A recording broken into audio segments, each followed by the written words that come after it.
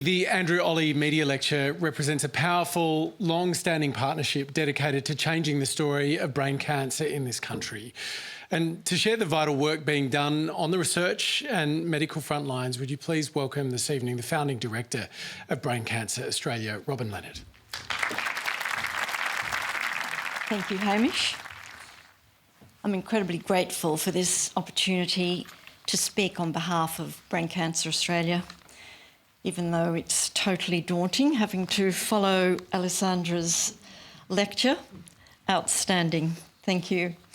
Thank you also to the ABC and the Olle family for their ongoing support.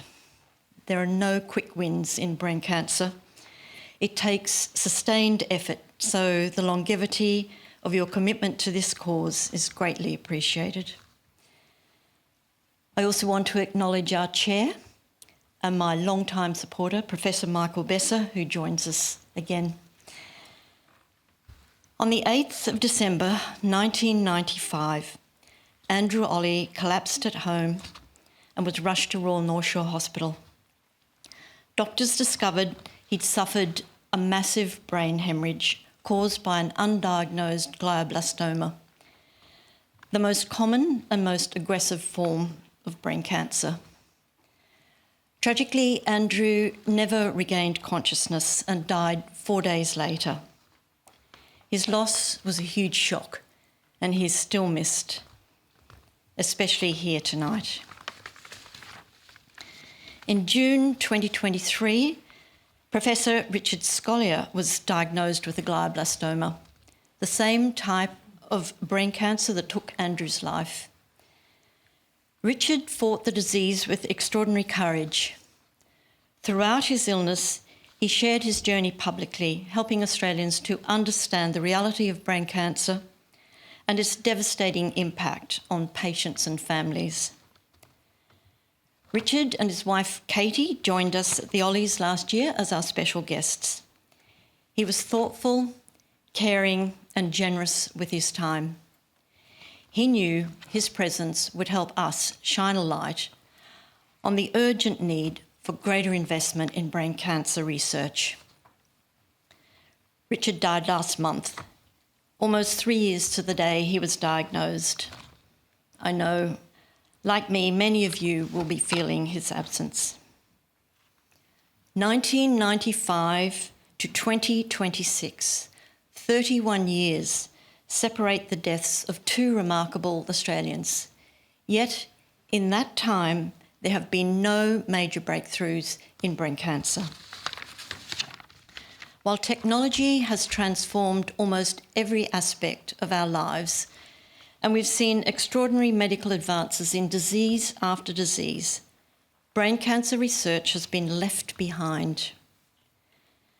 Brain cancer continues to kill more children and adults under 40 than any other cancer. And for people diagnosed with glioblastoma, the average survival rate is just 15 months. This is not good enough, but together we can change it. In a nationwide collaborative initiative, Brain Cancer Australia is building the research infrastructure that is key to progress and has been missing for far too long.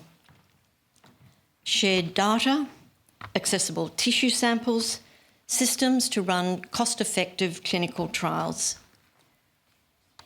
This ambitious undertaking will give clinicians and researchers across the country the resources they need to tackle the challenges of brain cancer collaboratively and effectively. In other cancer groups, such as melanoma, this kind of shared infrastructure has been transformative and survival rates have improved dramatically. Brain cancer patients deserve the same.